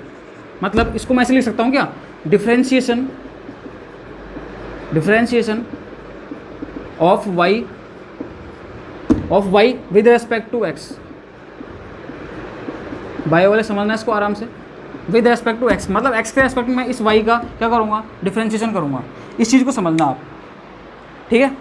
ये तो हो गया इसका मीनिंग। अब मैं कुछ जनरल फॉर्मूले बता रहा हूँ। देखो डिफरेंशिएशन काफ़ी बड़ा है, लेकिन अपन को इतना पढ़ना है कि अपने क्वांटम के क्वेश्चन सॉल्व हो जाए, ठीक है। अपन को इतना पढ़ना है डिफरेंशिएशन। अपन क्या करते हैं, इसमें कुछ जनरल 8-10 फॉर्मूले हैं, उनको पढ़ते हैं अपन। बिल्कुल सिंपल है, उसको मैं बताता हूँ। देखो फर्स्ट फॉर्मूला क्या है, समझना इसको। मैंने लिया, देखो जब भी कभी डिफरेंशिएशन करना हो तो आपको ये जरूर दिखेगा डी बाई डी एक्स, आपको ये जरूर दिखेगा डी बाई डी एक्स। हाँ ये चेंज हो सकता है ये, क्योंकि अपन किसके रेस्पेक्ट में कर रहे हैं वो डिपेंड करता है। जैसे जरूर नहीं है कि अभी अपन एक्स के रेस्पेक्ट में कर रहे हैं, वो वाई के रेस्पेक्ट में करा सकता है, वो जेड के रेस्पेक्ट में करा सकता है, वो टाइम, प्रेशर, वॉल्यूम किसी के भी रेस्पेक्ट में करा सकता है। वो कुल मिला के बात क्या है कि डी बाई डी एक्स इस तरह की टर्म आपको मिलेगी उसमें, ठीक है। तो एक मैं ये ले रहा हूँ आपके सामने कि डी बाई डी एक्स, मैंने बोला आपको एक्स की पावर एन का करना है डिफ्रेंशिएशन। तो कैसे करोगे आप, तो एक्स की पावर एन का डिफ्रेंशिएशन कैसे होगा, पावर जो है वो आगे आ जाएगी और x की पावर में से एक माइनस हो जाएगा। ये लो, मतलब x की पावर n का डिफरेंशिएशन क्या होता है, n x की पावर n माइनस 1, ठीक है। एग्जांपल देखो इसका कैसे, जैसे मैंने बोल दिया कि x की पावर 4 है, इसका आपको क्या करना है, डिफरेंशिएशन करना है। तो कैसे करोगे आप इसको, देखो पहले बिल्कुल स्मूथली चलेंगे अपन, फॉर्मूले के अकॉर्डिंग चलेंगे। n n होता है, n x की पावर n माइनस 1 होता है, ठीक है। n क्या आ जाएगा, आगे आ जाएगा, n क्या है यहाँ पर 4 आगे आ गया, x n क्या है 4 माइनस 1, इसका मतलब 4x, 4 में से एक गया 3, ये लो क्या आ गया 4x क्यूब। तो x4 का डिफ्रेंशिएशन क्या हो गया 4x क्यूब। वैसे ही सेम एक एग्जांपल और लेते हैं फटाफट से, देखो x की पावर 9 ये लिया अपन ने, इसका किया मैंने डिफ्रेंशिएशन। जब तक आप d/dx नहीं लगाओगे तब तक वो डिफ्रेंशिएशन में काउंट नहीं होगा, तब तक वो डिफ्रेंशिएशन नहीं माना जाएगा। तो आपको d/dx लगाना मस्ट है, जरूर बहुत ज़रूरी है ये, ठीक है। देखना x की पावर n, इसका आपको डिफ्रेंशिएशन करना तो कैसे करोगे, n को आगे लाओ आप 9 और x इसमें से एक माइनस कर दो, 9 माइनस 1 क्या हो जाएगा 9x 8, ये हो जाएगा। अब देखना गाइस, अभी ये लगातार आप इसको ऐसे सोल्व करोगे n x की पावर n माइनस 1, बायो वाले अभी इसको ऐसे सोल्व करना, लेकिन फिर भी जैसे ही आपका रूटीन बन जाए, अच्छा स्पीड बन जाए, तो आप इसको ऐसे सोल्व करना। देखो जैसे मैंने x4 लिख दिया, x4 को आपको सोल्व करना है फास्टली, तो कैसे करोगे 4 को आगे लाए और इसमें से कम कर दिया 4x क्यूब। मैंने बोला आपसे x की पावर 12 इसका करना है आपको, तो कैसे करोगे 12 को आगे लिया, x क्या हो गया 11, ये लो गाइस, इसको स्मूथली सोल्व ऐसे करोगे आप फास्टली, ठीक है। तो ये हो गया अपना फर्स्ट फार्मूला, ये समझना इसको, ये अपना क्या हो गया फर्स्ट फार्मूला। अब मैं चल रहा हूँ सेकंड फार्मूले पे। सेकंड फार्मूला क्या होता है, वो भी जस्ट लाइक यही है, लेकिन इसमें देखना थोड़ा सा क्या है, d/dx x की पावर माइनस n, x की पावर माइनस n। देखो x की पावर माइनस n सेम इसी तरीके से अप्लाई होगा ये, लेकिन कैसे होगा, इस माइनस n को मैं क्या करता हूँ आगे ले लेता हूँ, ये मैंने आगे ले लिया, और x की पावर, अब जो मेरा n है वो n क्या है माइनस n है, ठीक है, क्या है माइनस n, तो माइनस n और इसमें से एक कम और कर दो -1, ये मेरा क्या है सेकंड फार्मूला। एग्जांपल देखना इसके, एग्जांपल देखो, एग्जांपल x की पावर -2 का करना है आपको डिफ्रेंशिएशन, d/dx लगा दिया मैंने, ये क्या होगा देखना, -2 क्या आ जाएगा, आगे आ जाएगा n आगे आ गया, इसके बाद x -2 और फिर क्या होता है -1, n -1 ही तो होता है, ये लो, ठीक है, क्या आ जाएगा -2 x की पावर -3, ये लो, ये इसका क्या हो गया डिफ्रेंशिएशन, ये एग्जांपल है इसका ये, ठीक है। अब जो अगला फॉर्मूला मैं जो आपके सामने लेके आ रहा हूँ वो क्या है, देखना गाइस, एक डिफ्रेंशिएशन आप किसी भी कांस्टेंट का करते हैं, किसी भी कांस्टेंट का अपन जब डिफ्रेंशिएशन करते हैं तो वो क्या आता है 0। अब यहाँ पर सवाल उठता है कि कांस्टेंट क्या है। अभी तक आप ये पढ़ते आए हो कि कांस्टेंट जो होता है वो कोई न्यूमेरिकल वैल्यू होती है, क्या होता है न्यूमेरिकल वैल्यू। तो गाइस अब ध्यान रखना, क्वांटम मैकेनिक्स अपन पढ़ने जा रहे हैं, तो एक न्यूमेरिकल वैल्यू तो कांस्टेंट होती है, इसके अलावा और भी चीज़ें कांस्टेंट होती हैं, कुछ वेरिएबल टर्म्स भी कांस्टेंट हो सकती हैं। कैसे देखना एक बार देखना गाइस, मैंने आपसे बोला कि d/dx, ये अपना क्या है थर्ड फार्मूला है। मैंने आपसे बोला गाइस एग्जाम्पल के लिए, देखो d/dx मैंने बोल दिया आपसे yz। अब मेरे को बताओ कि अपन क्या कर रहे हैं, इस x के रेस्पेक्ट में इस जो टर्म है ये वाली, इसका अपन डिफरेंशिएशन कर रहे हैं। अपन को पता है y वेरिएबल है, z की वैल्यू पता नहीं, ये भी वेरिएबल है, लेकिन यहाँ पर अपन x के रेस्पेक्ट में कर रहे हैं, तो ये वाली टर्म में जो ये y की वैल्यू होती है, इस y की वैल्यू में, इस वाली वैल्यू में ये टर्म का होना बहुत ज़रूरी है, मतलब x के टर्म का होना बहुत ज़रूरी है, तभी वो डिफरेंशिएशन होगा, नहीं तो फिर ये पूरा बिहेव्स एज द कॉन्स्टेंट, ठीक है। ये पूरा का पूरा किसकी तरह बिहेव करेगा, कांस्टेंट की तरह, मतलब यहाँ पर yz जो है ये क्या होगा कांस्टेंट, मतलब कुछ भी ले लो आप यहाँ पे d/dx, जब भी आप d/dx कुछ भी लोगे x के, अगर इसमें x की टर्म नहीं है तो वो पूरी की पूरी क्या होगी कांस्टेंट, मतलब मैं यहाँ पे चाहे y ले लूँ, चाहे yz ले लूँ, चाहे कुछ भी ले लूँ, वो कांस्टेंट की तरह बिहेव करेगा, और उसकी वैल्यू क्या आती है 0, क्योंकि हमें पता है कि जब भी हम किसी भी कोई भी डिफरेंशिएशन हम किसी कांस्टेंट वैल्यू का करते हैं तो वैल्यू क्या आती है 0। चलो गाइस, इसमें कोई दिक्कत है, कांस्टेंट वैल्यू का मतलब समझ में आया आपको, ठीक है। देखो ध्यान से इसको, हाँ अब देखना आगे एक फॉर्मूला और ले रहा हूँ मैं, वो क्या ले रहा हूँ मैं, देखना गाइस इधर देखो, d/dx मैंने लिया और मैंने ले दिया यहाँ पर a x की पावर n, ये इसका करना है आपको, मतलब ये जो x की पावर n है इसके साथ मैंने कांस्टेंट अटैच कर दिया। मैंने क्या कर दिया, a क्या है यहाँ पे कांस्टेंट है, कांस्टेंट जैसे ही मैं अटैच करूँगा किसी भी वेरिएबल टर्म्स के साथ जिसका डिफरेंशिएशन अपन को करना है विद रिस्पेक्ट टू x, वो टर्म उसमें होनी चाहिए, ठीक है। इसका मैं क्या करूँगा डिफरेंशिएशन, तो कैसे करूँगा देखना, कांस्टेंट जो होता है, कांस्टेंट क्वांटिटी हमेशा डिफरेंशिएशन से आगे आ जाती है, ध्यान रखना गाइस, बायो वाले स्टूडेंट ध्यान से देखना इसको। कांस्टेंट क्वांटिटी हमेशा, चाहे वो अपन डिफरेंशिएशन कर रहे हो चाहे इंटीग्रेशन कर रहे हो, कांस्टेंट क्वांटिटी को आप पहले बाहर ले दो, उसके बाद जो वेरिएबल बचता है उसको आप डिफरेंशिएशन या इंटीग्रेशन के लिए रखो। तो मैं क्या कर रहा हूँ यहाँ पर, a जो है एक कांस्टेंट है मेरा, कांस्टेंट को मैंने बाहर लिया, ये बाहर ले दिया, अब जो बचा क्या बचा d/dx और x की पावर n माइनस 1, x की पावर n है, x की पावर n, इसका मैं क्या कर रहा हूँ यहाँ पे डिफरेंशिएशन, मतलब ए बाहर आ गया। अब जो डिफरेंशिएशन बचा वो किसका बचा? एक्स की पावर एन का। अब एक्स की पावर एन का अपन डिफरेंशिएशन करना जानते हैं आराम से। क्या होता है फिर भी देख लो यहाँ पर, ए एक्स की पावर ए, एन कहाँ जाएगा आगे, और एक्स की पावर एन माइनस वन, ये इसका क्या हो जाएगा? डिफरेंशिएशन। एग्जाम्पल देखते हैं, एग्जाम्पल समझ में आएगा ये। देखो एग्जाम्पल, मैंने बोला आपसे कि आपको डिफरेंशिएशन करना है किसका? 5x स्क्वायर का। किसका करना है? 5x स्क्वायर का। तो कैसे करेंगे अपन इसका? देखो 5x स्क्वायर का आपको डिफरेंशिएशन करना है, तो अपन क्या करेंगे? जो कांस्टेंट क्वांटिटी है, ये क्या है? कांस्टेंट क्वांटिटी 5 को मैंने क्या किया? बाहर ले दिया, ये मैंने इसको बाहर ले दिया। अब क्या बचा? एक्स स्क्वायर का डिफरेंशिएशन करना है आपको, D by d x x square. ये एक्स की पावर एन हो गई क्या? ये देखना इसको, बिल्कुल एक्स की पावर एन हो गया। और एक्स की पावर एन का अपन अभी अभी सॉल्व करके आए, क्या होता है? एन एक्स की पावर एन माइनस वन, मतलब 5 एज इट इज है बाहर डिफरेंशिएशन से। एक्स की पावर 2 का करना है, तो 2 इंटू एक्स की पावर एन माइनस वन, मतलब 2 माइनस वन मतलब 1, मतलब क्या हो गया? 5 5 दूनी 10 और एक्स, मतलब 5x स्क्वायर का डिफरेंशिएशन क्या हो गया? 10x। ठीक है गिरवेंद्र, सही है बिल्कुल, ठीक है। अब अपन आगे चलते हैं, नेक्स्ट एग्जांपल और लेते हैं अपन, उससे और क्लियर हो जाएगा आपके। मैं लेता हूँ आपके पास yx क्यूब, ये लिया मैंने और इसका डिफरेंशिएशन कर रहा हूँ मैं। अब आप यूँ मत समझना कि यहाँ पर तो 2 वेरिएबल आ गए, मतलब 2 फंक्शन आ गए, तो अपन उसका कैसे करेंगे? आप एक चीज़ देखो, यहाँ पर x जो है इसके रेस्पेक्ट में करना है, तो y क्या हो गया? यहाँ पे कॉन्स्टेंट हो गया, इसको बाहर भेजो, बाहर भेजा अपन ने, इसको y आ गया, मतलब d by d x x cube आ गया, डी बाई डी एक्स क्या आ गया? X cube. अब ये आ गया, इसका डिफरेंशिएशन कैसे होगा? देखो y का y इधर और एक्स क्यूब का करते हैं अपन, तो कैसे होता है? n आगे, n एक्स की पावर n माइनस वन के रूप में होगा 3x स्क्वायर। तो मैं इसको ऐसे लिख सकता हूँ कि 3yx square is the differentiation of yx cube. बोलिए समझ में आ रहा है ये? बिल्कुल, इसको देख लो आप। ये मैंने अभी तक 4 फॉर्मूले लिखे हैं, बिल्कुल सिंपल सिंपल, इनका स्क्रीनशॉट ले लो। इनके एग्जांपल कुछ भी बनाना, आप अपने मन से एग्जांपल बनाना, उनको सॉल्व करना, ठीक है। देखो अब आगे चल रहा हूँ मैं इसमें।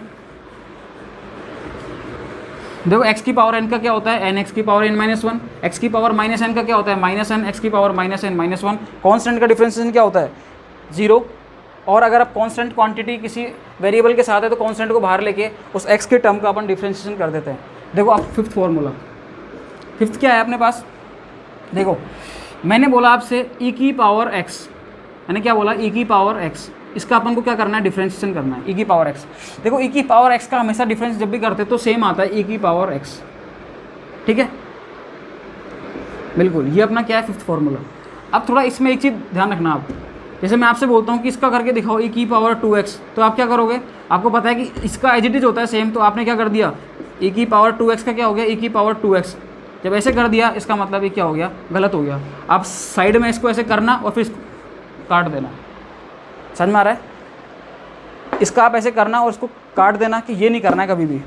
ये क्यों नहीं करना है? देखना, ये इसको अपन ऐसा क्यों नहीं करते, समझना इसको। देखो एक्चुअल में e की पावर x का e की पावर x तो आ गया, लेकिन ये आया कैसे?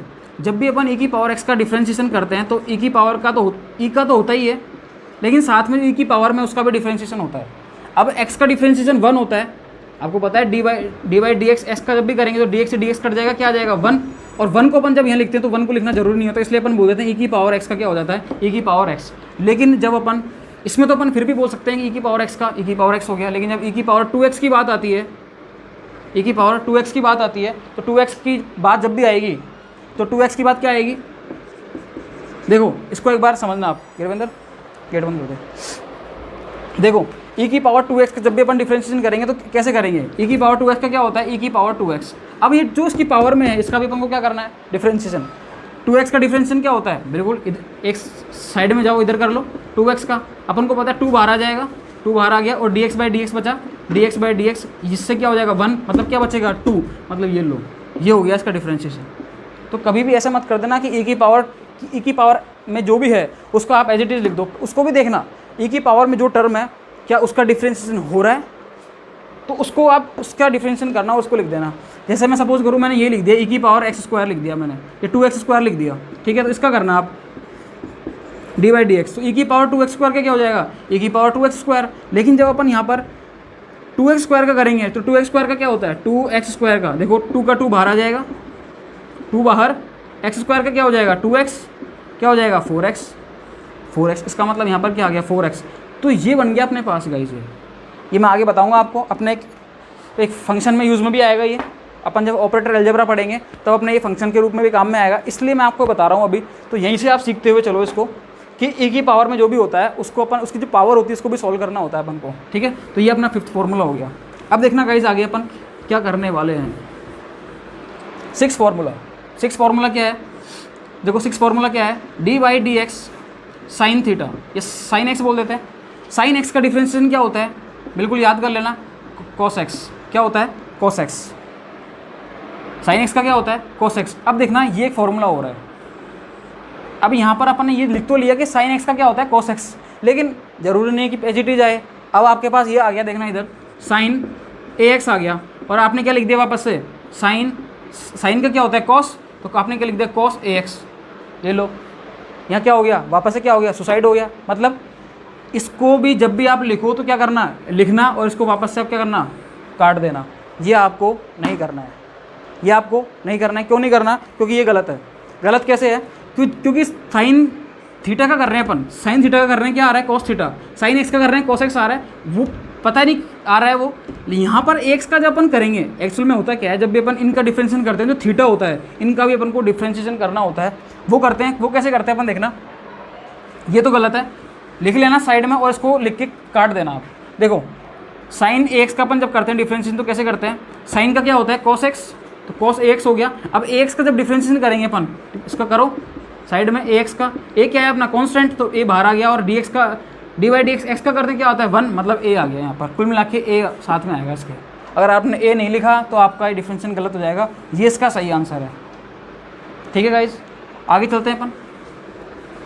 देखो 7वां फॉर्मूला अपन लेके चल रहे हैं, dy/dx cos x। इसका क्या होता है, cos का होता है minus sine x, minus sine x. ये फॉर्मूला भी आपको ध्यान रखना है, क्या होता है, minus sine x. cos x का डिफरेंशिएशन क्या होता है, माइनस साइन एक्स। उसमें भी सेम अप्लाई होगा कि अपन पहले cos का करेंगे, उसके बाद जो थीटा में टर्म है, मतलब x है या कुछ भी दे दे वो, उसका अपन करेंगे, उसके बाद अपन इसको सॉल्व करेंगे, ठीक है। ये आएगा पूरा कुल मिला के। अब अपन आगे बढ़ते हैं। और अब देखो गाइज, ये हो गया अपना, पानी की बोतल है अपन आगे। देखो अब जो मैं आपको बताने वाला हूँ, वो जो फॉर्मूला है वो बहुत इंपॉर्टेंट है, पूरी क्वांटम मैकेनिक्स में काम में आना है, पूरी क्वांटम मैकेनिक्स में यूज़ में आने वाला है। वो होता है कि जब भी कभी अपन दो फंक्शन का डिफरेंशिएशन करते हैं, किसका करते हैं, दो फंक्शन का। दो फंक्शन आपको मिल जाए तो उनको अपन कैसे करेंगे डिफरेंशिएशन, देखो या तो उसको u और v मान के कर लो दो फंक्शन को, या उनको फर्स्ट और सेकंड मान के कर लो। देखो मैं इसको ऐसे कर रहा हूँ, इसको मैं ऐसे कर रहा हूँ डिफरेंशिएशन का फर्स्ट और सेकंड।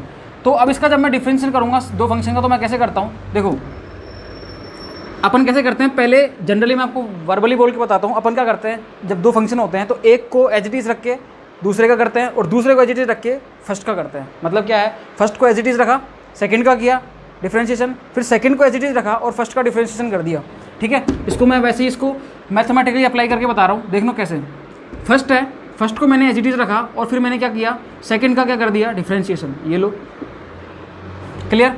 अब मैं क्या कर रहा हूँ, प्लस सेकंड को मैंने एज इट इज़ रखा और मैंने फर्स्ट का क्या कर दिया डिफरेंशिएशन। ऐसा अभी तक अपन पढ़ते हुए आए हैं, ऐसा यही तो पढ़ते हैं अपन। फर्स्ट का डिफरेंशिएशन, फर्स्ट को एज इट इज़ रखा, सेकंड का किया, सेकंड को एज इट इज़ रखा और फर्स्ट का कर दिया। लेकिन गाइस क्वांटम मैकेनिक्स में थोड़ा सा ध्यान देना, यहाँ पर क्या करना, क्वांटम मैकेनिक्स में थोड़ा सा ध्यान देना।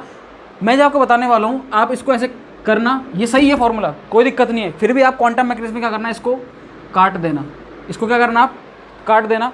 और अब जो मैं बता रहा हूँ उसको लिखना है आपको, क्योंकि अपना उस फॉर्मूले से जब भी अपन किसी क्वेश्चन को सोल्व करेंगे तो वो कभी गलत नहीं होगा। गलत ये भी नहीं है, लेकिन कई बार कुछ केसेस में ये गलत हो जाता है, वो मैं आपको बता दूंगा कहाँ पे गलत हो जाता है। इसलिए ये क्या है, क्वांटम मैकेनिक्स के हिसाब से कंप्लीटली सही नहीं है। अब देखो मैं जो बताने वाला हूँ, जो सही फॉर्मूला है वो क्या है, देखना गाइस। उसको अपन क्या करेंगे, वही करेंगे। अपन फर्स्ट फंक्शन को एज इट इज़ रखा और अपन ने क्या किया, सेकंड फंक्शन का डिफरेंशिएशन कर दिया। फिर अपन क्या करते हैं, सेकंड का अपन डिफरेंशिएशन करते हैं, सॉरी सेकंड को एज इट इज़ रख के फर्स्ट का करते हैं। लेकिन अपन क्या करेंगे इसमें अपन क्या करेंगे गाइस, देखना गाइस, dy/dx फर्स्ट का करेंगे और सेकंड को अपन एज इट इज़ यही रखेंगे जहाँ पर है वो।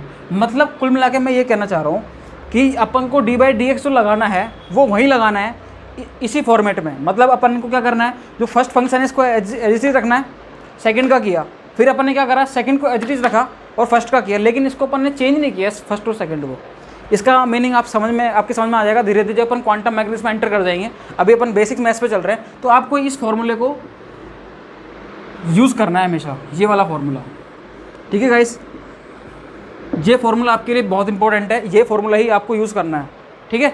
अब देखो आगे, अब मैं जो आगे समझाने जा रहा हूँ वो क्या है, इसका मैं एग्जांपल समझाता हूँ, आपके समझ में आ जाएगा, उससे फिर बहुत इजीली समझ में आ जाएगा आपके। देखो कैसे, देखना, मैंने लिया यहाँ पर दो फंक्शन ले लिए, मैंने ले लिया साइन थीटा और कॉस थीटा, और अब मैंने बोला कि इनका क्या करो आप, डिफ्रेंशिएशन dy/dx लगा दिया मैंने, ये क्या होगा। तो देखना, ये मैंने क्या माना, फर्स्ट फंक्शन, और ये क्या मान लिया मैंने, सेकंड फंक्शन। अब जब मैं इसका डिफ्रेंशिएशन करूँगा तो कैसे करूँगा, फर्स्ट फंक्शन को मैंने रख दिया as it is sine theta, और dy/dx किसके आगे लगा दिया, सेकंड फंक्शन के आगे कॉस थीटा। जब मैं बात करता हूँ दोबारा सेकंड टर्म की, तो मैं क्या करूँगा, अब मैं क्या करूँगा, साइन थीटा मतलब हाँ dy/dx में किस पे लगाऊंगा, अब फर्स्ट फंक्शन पे, फर्स्ट कौन है मेरा, साइन थीटा, और ध्यान रखना इसको थोड़ा अलग रख देना, कॉस थीटा। अपन को इसका नहीं करना डिफरेंशिएशन, इसका करना है, ये एज इट इज रहना चाहिए। देखो साइन थीटा, अपन को पता है कॉस थीटा का क्या होता है, कॉस का क्या होता है माइनस साइन थीटा, ये लो, ठीक है। इधर देखो साइन थीटा है, इसका डिफरेंशिएशन क्या होगा, कॉस थीटा, और कॉस यहाँ पर ऑलरेडी है ये, इसका क्या हो जाएगा देखना guys, minus sign square theta हो जाएगा क्या, और इसका क्या हो जाएगा, प्लस कॉस स्क्वायर थीटा। तो आप इसको ऐसे लिख सकते हैं, cos square theta is plus sorry cos square theta minus sign square theta. ये लो, ये अपना क्या आ गया, आंसर आ गया। यहाँ पर x की टर्म हो तो x आ जाएगा, यहाँ पर अगर अपन x ले लेते हैं तो यहाँ पर आंसर अपना किस में आ जाएगा, x में आ जाएगा, ठीक है गाइस। तो ध्यान रखना, ये अपन इसको अपन सॉल्व कर सकते हैं, ये अपने बहुत काम में आने वाला है, इसको अपन बहुत प्रैक्टिस करेंगे, इसकी ज़बरदस्त प्रैक्टिस करेंगे जब अपन ऑपरेटर अलजेब्रा पढ़ेंगे। तो गाइस इसमें आपको ज़्यादा टेंशन लेने की ज़रूरत नहीं है, ये आपके इजीली सॉल्व हो जाएगा, इजीली समझ में आ जाएगा आपके। अगर किसी की प्रैक्टिस में नहीं है तो भी प्रैक्टिस में आ जाएगा गाइस ये, ठीक है। अब जो मैं समझाने जा रहा हूँ वो बहुत काम की चीज़ है। आगे देखो, मैं जो समझाने जा रहा हूँ, देखना गाइस, आपने एक चीज़ पढ़ी है, आइडियल गैस इक्वेशन, सब ने पढ़ी है, सब जानते हैं आइडियल गैस इक्वेशन क्या होती है, सब जानते हैं उसको, PV = nRT, PV = nRT।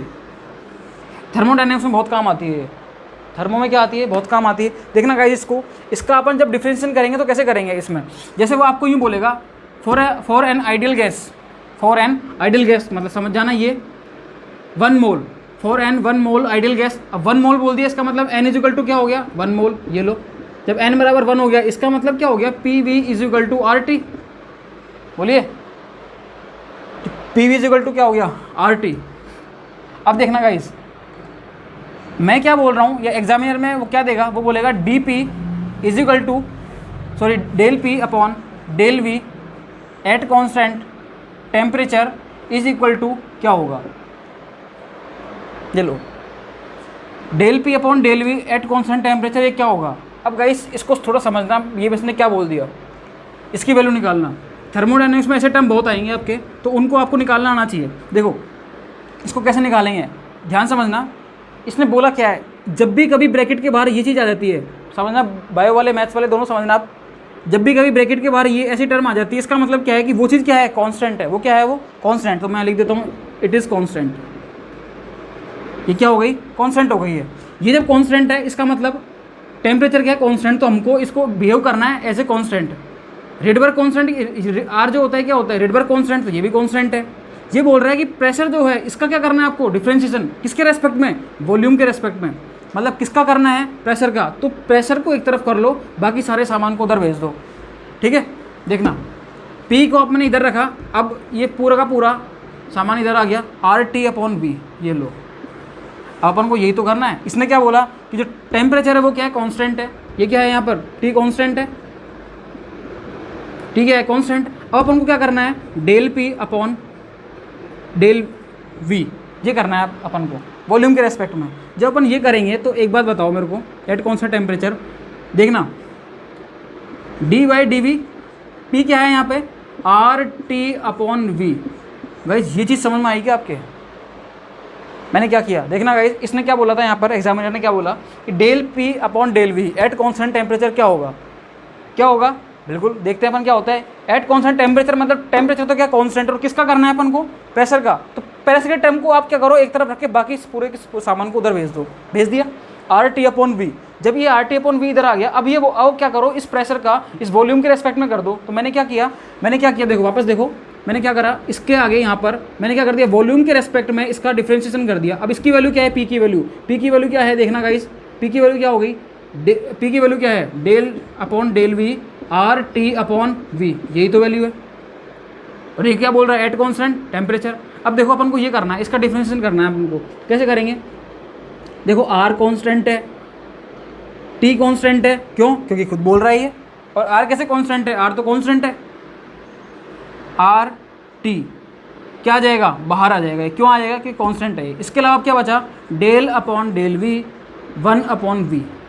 अब 1 अपॉन वी का डिफरेंशिएशन अपन कैसे करते हैं, देखो गाइस मैंने आपको एक चीज़ बताया था, देखो इसको इधर ले आते हैं अपन, इसको यहाँ समझो इधर की तरफ, देखो R T D upon D V 1 upon V, ये आ गया अपने पास।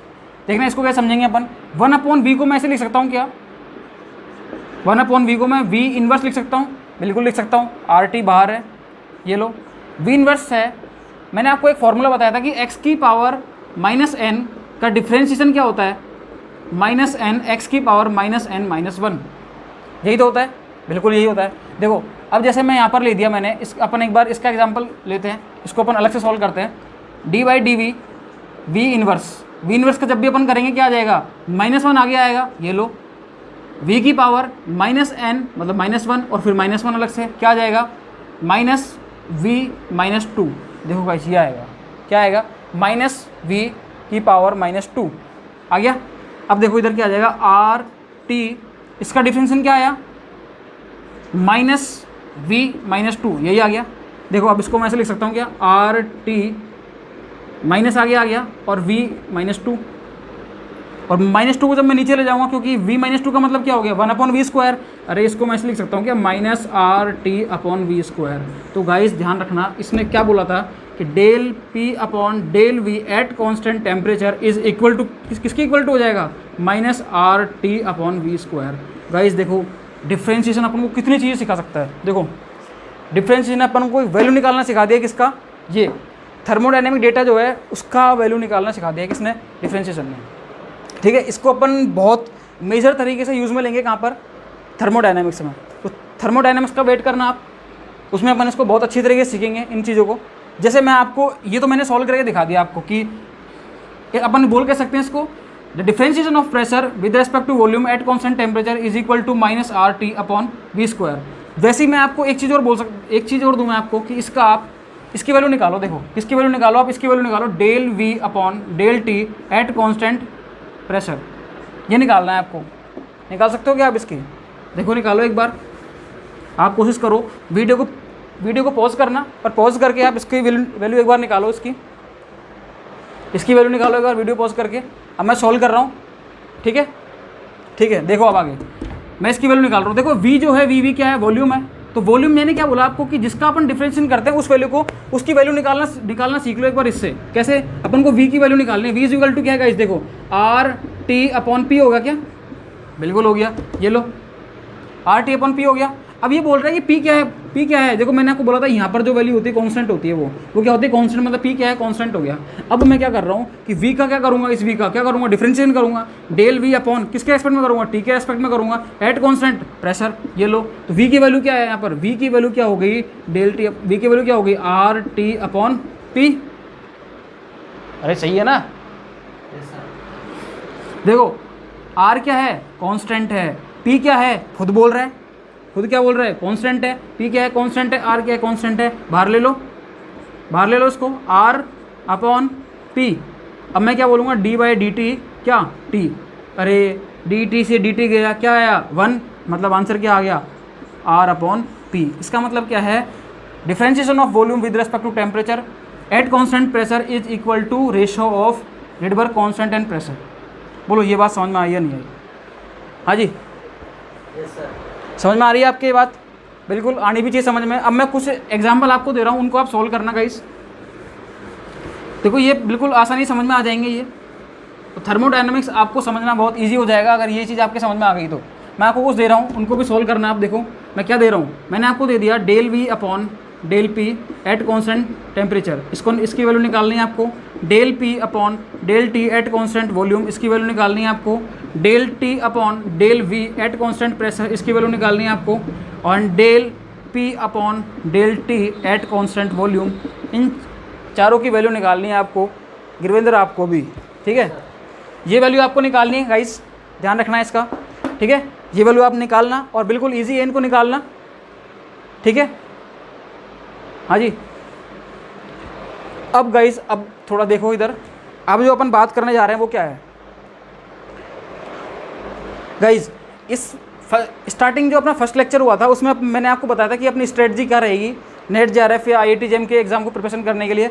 अभी आप कुछ मत पूछना आईआईटी जेम नेट गेट वाले की अपना सिलेबस कहाँ तक है। नेट और गेट वालों को तो बिल्कुल जहाँ तक पढ़ना है वहाँ तक पढ़ना है, नो लिमिट। लेकिन जेम वालों के लिए मैं खुद ही बता दूंगा कि वो कहाँ तक पढ़ेंगे, ठीक है। तो अभी तो आप लगातार पढ़ते जाओ, सभी पढ़ते जाओ।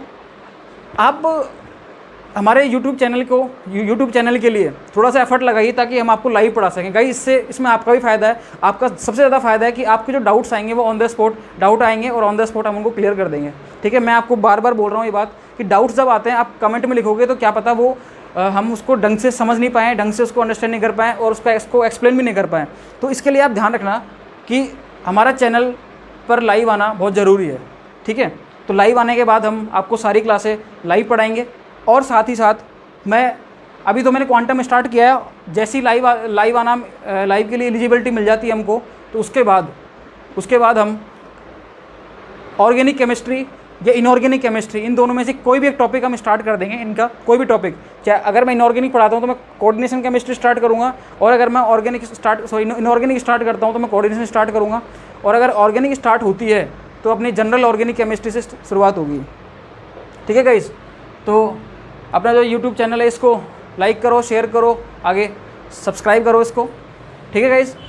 और कोई भी डाउट हो आप कमेंट बॉक्स में लिख दो, मैं उसको आपका पूरा का पूरा सॉल्यूशन उसका भेज दूंगा उसको, ठीक है। Thank you and thank you so much guys, thanks for cooperation.